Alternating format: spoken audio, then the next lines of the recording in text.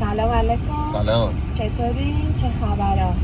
اول از همه مرسی که کلی حال انگشتم رو پرسیدی. خوب شده و خیاشو کشیدم، ولی خب روشو بستم که به جای گیر نکنه. دوم این که می‌خواستم یه نکته‌ای بگم. بعضی از شماها خب یه سری سوالا از من دارید که حالا توی ویدیوها به جوابش نمی‌رسید و می‌خواید سوال بپرسید، میتونید به من ایمیل بزنید. من هر روز ایمیل رو چک میکنم و حتما هر کمکی بتونم انجام بدم. خب ویدیوی امروز خیلی جالبه. میخوام در مورد این حرف بزنم که چرا ایرانیای توی ترکیه موفق نیستن، یعنی موفق نمیشن. نمیخوام بگم آدم موفق وجود نداره، ولی خب مثلا خیلی شنیدیم آدمایی که مثلا میرن کانادا، آلمان، میگن طرف داره تو فلان شرکت کار میکنه، یا مثلا آدم موفقیه، یا مثلا طرف 30 ساله تو فلان کشور داره زندگی کنه، ولی همچین چیزایی در مورد کسایی که به ترکیه مهاجرت میکنن نمیشنویم یا کمتر میشنویم. پس ویدیو رو لایک کن، سابسکرایب کن و بشین تا آخر ویدیو رو تماشا کن. بزن بریم. اینجا رو بهتون نشون بدم. این سیمیت فروشیه، اسمشو بهتون توی بالچوبا خیلی معروف، از خیلی جاهای دور میان اینجا که سیمیت و این چیزا رو بخرن. ببینید این صف سیمیتشه، همه چیشم خیلی خوشمزه. این اواخر من هر وقت که اومدم ویدیویی در مورد ترکیه، حالا هر چیزی که بود، حالا دانشجویی بود، سود بانکی بود، هر چی آپلود کردم، بعضیا اومدن نوشتن ترکیه مگه شد ترکیه مگه مهاجرت به حساب بیاد. و واسه همین اومدم که این ویدیو رو بسازم که همین یه جمله، همین یه طرز فکر باعث میشه که خیلی از آدمایی که میان به ترکیه مهاجرت میکنن موفق نشن، یا یه زندگی معمولی اینجا داشته باشن، یا اینکه برگردن. خب الان در حال حاضر بیشتر آدمایی که میان ترکیه اقامت میگیرن یا دانشجویی میان یا با خرید خونه میان. اونایی که با خرید خونه میان خب کسایی هستن که حالا چند سال از زندگیشون گذشته، پولو دارن، تجربه رو دارن، میان خونه رو میخرن، حالا یا اقامت میگیرن یا شهروندی میگیرن و با این طرز فکر میان اکثرا، که ما یعنی ترکیه رو به دید مهاجرت نمیبینن، به دید جایی میبینن که نزدیک به ایرانه، یا مثلا حالا لازم ندارن زبان ترکی یاد بگیرن چون نمیخوان کار کنن. و همین چند تا نکته باعث میشه که اینا یا وقت بعد از چند سال ترکیه براشون کسل کننده بشه، چون اصلا هدفی ندارن که بخوان براش تلاش کنن بهش برسن، یا اینکه بعد که پاسپورتشون رو گرفتن برمیگردن دوباره میرن همون ایران ساکن میشن و بعد حالا هر چند سال یه باری میان سر میزنن. اونایی هم که دانشجویی میان دو حالت دارن، یا میان دانشجو میشن واسه اینکه اقامت بگیرن، یعنی هدفشون از دانشجو شدن صرفاً پیشرفت یا مثلا وارد شدن تو حوزه اون کار و اون تحصیل نیست، فقط واسه اینکه توی ترکیه بمونن که این یه دلخوشی زود گذره که نهایت پر 4 سال یا اصلا 6 سال واسه شما بخواد جوابگو باشی. تازه اونم معلوم نیست، چون ترکیه از اون کشورهاییه که شب بخوابی صبح پاشی ممکنه قوانینش واسه خارجی‌ها تغییر بکنه.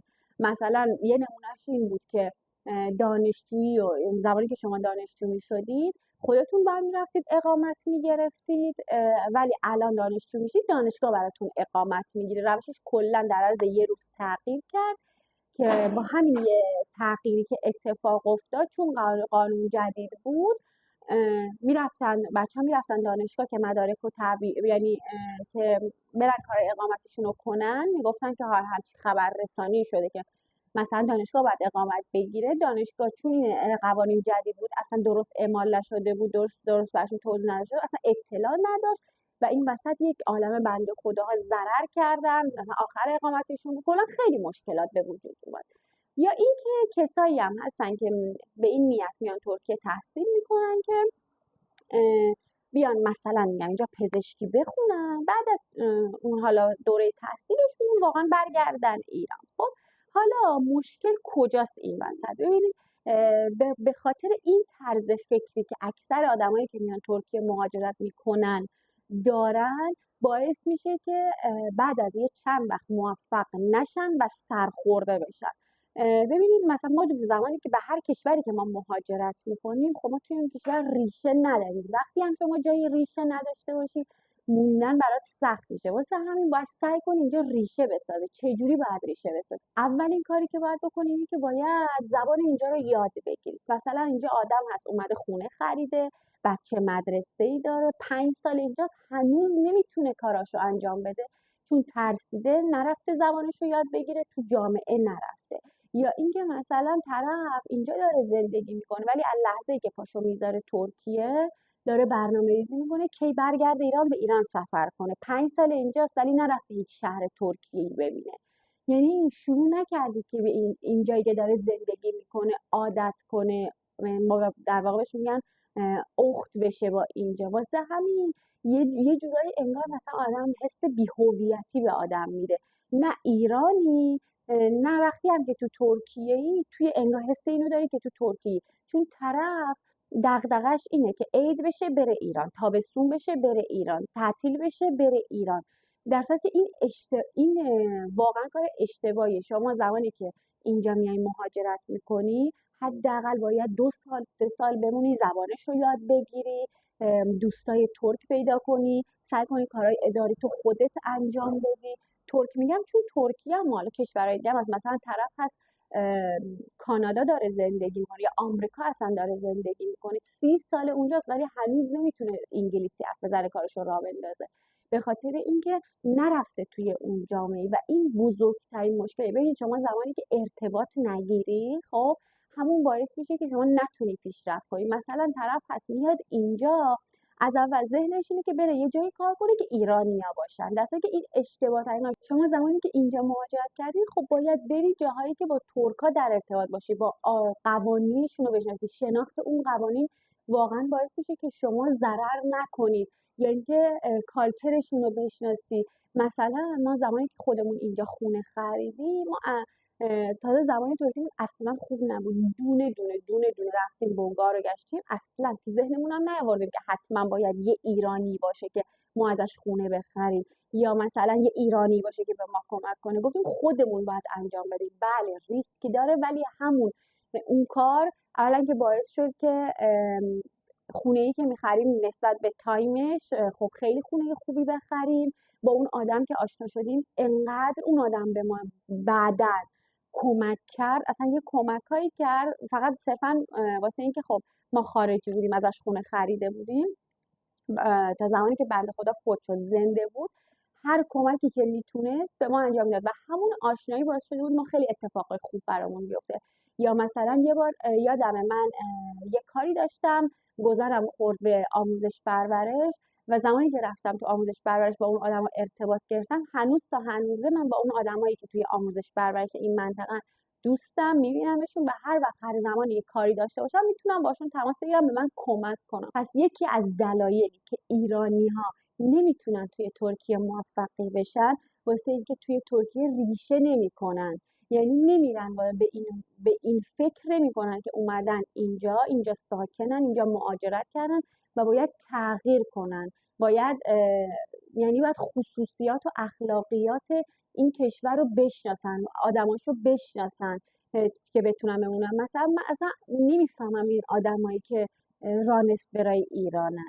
این رفتن به ایران هم یه عالم هزینه داره، هم اصلا چرا باید این کارو بکنی؟ خب اصلا چرا اومدی اینجا وقتی میخوای همش فکر اینا باشه؟ یا مثلا طرف اومده اینجا داره زندگی میکنه، الان مثلا 5 سال اینجاست، هر روز فکرش اینه که پلو ایرانیش تموم بشه، برنج ایرانیش تموم بشه، یکی رو پیدا کنه برنج ایرانی براش بیاره. ببین مثلا مخالف این کارا نیستم، اما مثلا خب آره اینجا پفک نیست، مثلا زعفرون نیست، آخه چیزی که نیست منطقیه. ولی برنج است، تا کی مثلا باید برنج از ایران برداری بیاری، نون از ایران برداری بیاری؟ یعنی اصلا این آدما رو نمیتونم درک بکنم. خب خیلی اگه شما انقدر وابسته ای به ایران، چرا باید اصلا بیای ترکیه مهاجرت کنی؟ پس این تفکر که ما نزدیک ایرانیم، هر وقت بخوایم میتونیم رفت و آمد کنیم، مثلا دسترسی داریم، این باعث میشه که ناخودآگاه شما نری سمت اینکه نمیری با ترکا کار کنی، ارتباطات اصلا نمیتونی دوست ترک پیدا کنی، نمیری زبان ترکی یاد بگیری و اینا همه زنجیروار به هم وصلن. موضوع دیگه که اینجا هستش در مورد دانشجوها، من یه چیزی که اینجا خیلی تو دانشجوها میبینم و درکش نمیکنم اینه، مثلا طرف اومده پا شده اینجا مهاجرت کرده چون مثلا بچهش اینجا دانشجو، بعد مثلا فکر کن طرف 50 سالشه، اینجا دخترش یا پسرش دانشجوه، بعد تو سن 50 سالگی داره به سخت ترین حالت ممکن اینجا کار میکنه واسه یه حقوق بیس، بعد اینجا نه زنش میره سر کار پول در بیاره نه دختره میره سر کار. خب اگه این آدم اومده اینجا دانشجو بشه که یه هزینه‌ای داره واسه دانشگاه میکنه، هزینه تحصیل میکنه، هزینه امرارش معاش زندگیش هم که باباش دوباره داره میده، چه فرقی با ایران میکنه؟ یعنی اگه اومدی اینجا که آدم مهاجرت میکنه که مستقل باشه، بتونه رو پای خودش وایسه، مشکلاتش رو حل کنه، بره کار کنه، بره مثلا توی جامعه، ولی وقتی داره این پکیجی که ایران بوده همینجا اجرا میکنه چرا باید بیاد تو ترکیه مهاجرت کنه؟ خب این مشخصه که این آدم نمیتونه پیشرفت کنه. یعنی همه حرف من اینه. البته همینجا بگم که خیلی ما داریم ایرانیایی که اینجا موفقن، مثلا طرف داره مهارت داره، تجربه داشته، مثلا 40 سالشه داره تو کارخونه شیمی، تو کارخونه های تغذیه داره کار میکنه، اینجا تجارت داره میکنه. خیلی ایرانیای موفق اینجا هستن، فرانچایزای برندهای خفن رو گرفتن.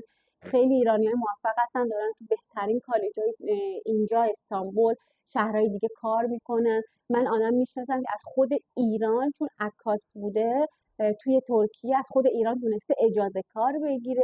پس آدمای موفقم هستن، ولی به اون دو دلیلی که گفتم، یک فکر میکنن نزدیک ایرانه دائم میتونن رفت آمد کنن، دو وقتی میان اینجا ریشه نمیکنن، یعنی فکر اینو نمیکنن که اینجا هم مهاجرت کردن اینجا باید پیشرفت کنن، شناخت پیدا کنن، موفق نمیشن. یعنی بعد از 2-3 سال اصلا سرخورده میشن، میگن خب ما اینجا که کاری نداریم بکنیم. خیلی از ایرانی‌ها خونه هم داشتن، درآمدشون هم از ایران میومده ولی برگشتن چون اینجا نتونستن خودشون رو وقف بدن، نتونستن اینجا ارتباطات بگیرن، واسه همین نمیتونن هم موفق بشن. واسه همین طرز فکری که میگن آخه مگه ترکیه هم شد مهاجرت. من خودم یادمه من زمانی که دانشجو شدم قزوین، خب ما از شیراز اومدیم تهران زندگی کردیم، همون اصلا کار راحتی نبود. من نمیفهمم بعضیا چطور میان این حرفا میزنن. آدم از یه خونه میره یه خونه دیگه تا عادت کنه طول میشه و خودشو عادت بده. یه قضیه دیگه هم که هست اینجا، خیلی از ماهایی که مهاجرت میکنیم تغییر برامون سخته. اگه تغییر نکنیم نمیتونیم دووم بیاریم. مثلا من همین انگشتم که این اتفاق براش افتاد، خب من تنها بودم چون آرمین سر کار بودش و مثلا وقتی اینطوری شد حالت عادیش شاید مثلا من حالم باید بد میشد، ولی سریع به خودم اومدم گفتم مثلا هول نکن. تا رفتم گاز دادم کل خونه شده بود پر خون و اینا، ولی چون من اینجا تنها دارم زندگی میکنم و باید سریع عکس‌العمل نشون میدادم که خدای نکرده انگشتم مثلا چیز نشه، بتونم خودم رو برسونم به بیمارستان، سریع خودم رو جمع جور کردم. بعد مثلا وقتی که با دوستام یا مثلا خانوادم حرف میزنم و مثلا بهشون میگفتن تنها اینا، خب آره ما وقتی ما اومدیم اینجا زندگی میکنیم ما باید رو پای خودمون وایسیم.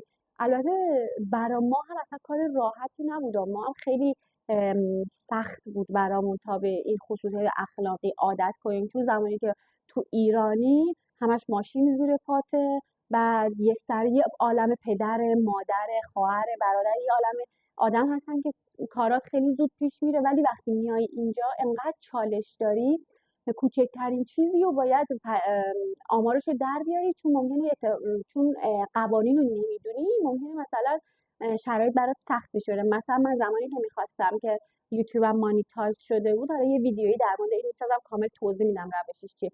انقدر رفتم بیمه پرسیدم، رفتم اداره مالیات پرسیدم، در صورتی که من اصلا نه ایران میدونم بیمه چیه، نه میدونم مالیات چیه، نه اصلا الان برم میدونم کجا باید برم. ولی اینجا چون دارم زندگی میکنم، کار میکنم با این آدما، باید در ارتباط باشم، باید ارتباط بگیرم. وگرنه که خب منم مثل بقیه بعد 2-3 سال حالا هر چقدرم پول در می آوردم، خب خونم داشتم، بعد برمیگشتم تو کاری نداشتم بکنم. پس این طرز تفکر رو اگه میخوای به هر جای دیگه مهاجرت کنی بذار کنار. متاسفانه ایرانیای اینجا این مشکلات رو خیلی دارن و ناگفته نماند به خاطر همین اخلاقاست که ایرانی‌ها هم اینجا نمیتونن پشت هم باشن. یعنی اون پشتکاری رو که باید داشته باشن متاسفانه ازشون دیده نمیشه، واسه همین پشت هم نیستن زیاد. من برادرم خب کانادا زندگی میکنه، ونکوور، میگفتش که فوزان اینجا هندیا خیلی پشت همن، خیلی هم اطلاع رسانی کنن. اینجا متاسفانه اینطوری نیست و اگه کسی هم باشه که مثلا اطلاع رسانی کنه نمیدونم چطوریه، ایرانی‌ها زیاد استقبال نمیکنن. یعنی نمیدونم چجوری بگم، ما ایرانی‌ها واقعا آدمای تنبلی هستیم. یعنی طرف وقتی میاد اینجا تو ترکیه متاسفانه فکر میکنه باید از آسمون براش کار پیدا بشه، باید بیان بگن که تو رو خدا بیا مثلا ببریمت سر کار. اصلا اینطوری نیست. یعنی شما اگه میخوای بیای ترکیه مثلا کار کنی، کار پیدا کنی، خودت باید بری دنبال کار، خودت باید رزومتو بگیری دست، دونه دونه بری زنگ بزنی، پیگیر بشی، خودت باید تلاش کنی. واسه همینم هست که اینجا اون اتفاق میفته. بعضیا تصورشون اینه که توی ترکیه نمیذارن تو پیشرفت کنی. ببینید این واقعیت هست، ترکیه مهاجر پذیر نیست، مثلا مثل کانادا نیست. خب خودش هم اقتصاد خوبی نداره، خودش هم بیکاری زیاد داره. خب ولی به این معنی نیست که شما اگر مهارتی داشته باشید نتونید کار پیدا کنید. دارم تاکید میکنم شما اگر آدمی باشید که مهارت داشته باشید و پشتکار داشته باشید، توی ترکیه هم اگه دوست داشته باشید تو ترکیه زندگی کنید، توی ترکیه هم میتونید کار پیدا کنید، چون هستن خیلی اونایی که میبینی به اون نقطه رسیدن، میگن ترکیه شجاع مگه، ترکیه مثلا به درد نمیخوره، نه، چون نمیتونن توی ترکیه بمونن، راحت میان وارد ترکیه بشن. اما موندن توی ترکیه کار راحتی نیست، نیاز داره که شما تلاش کنی، بیشتر از شاید کشورهای دیگه باید تلاش کنی. خلاصه میخواستم اینو بهتون بگم که برگشت خیلی از ایرانی‌ها یا موفق نشدنشون صرفا ترکیه نیست. باید بپذیریم که ماها خودمون مشکل داریم، تغییر باید بکنیم. نمیتونیم ارتباطات بگیریم به واسطه اینکه توی ایران همش یکی بوده کارامون رو انجام داده. مثلا برای من خودم خیلی این قضیه سخت بود، چون همیشه یکی بود کارامو انجام میداد. من خودم خیلی طول کشید تا تونستم به این قضیه عادت کنم که خودم بر کارام کنم. پس اول از همه باید زبان اینجا رو یاد بگیرید، یعنی برای صحبت کنید، نترسید. خلاصه باید جایی که زندگی میکنیم ریشه کنیم، هدف داشته باشیم که واسه اون هدف بجنگیم. امیدوارم از این ویدیو خوشت اومده باشه. ببخشید اگه زیاد حرف زدم. سوالی، حرفی، کامنتی، چیزی بود برا من بذارید. اگه که سوالی دارید که جوابشو ندادم، البته اینو بگم من اکثر ویدیوهام اگه دیده باشید خیلی کامل، یعنی همه چیزو گفتم، واسه همینه من کامنت کم میگیرم. بعضیا میان اطلاعات نصف نیمه میدن، بقیه میرن یه عالم کامنت میذارن، هی ازشون سوال میپرسن. ولی من اکثرا اینطوریه، یعنی هر چیزی که باید یعنی میدونم به ذهنم میرسه فکر کنم مفیده برای شما رو میگم. شما هم بازم اگه که سوالی دارید من هر کمکی بتونم میکنم و بهترین راه ارتباطی با من ایمیله. به من ایمیل بزنید، توضیح بدید که سوالتون در چه مورده. بعدن اگه که من بتونم کمکی بکنم حتما بهتون جواب میدم. امیدوارم که همه چی براتون خوب باشه. به امید موفقیت تک تکتون. شاد باشید و خدا نگهدار.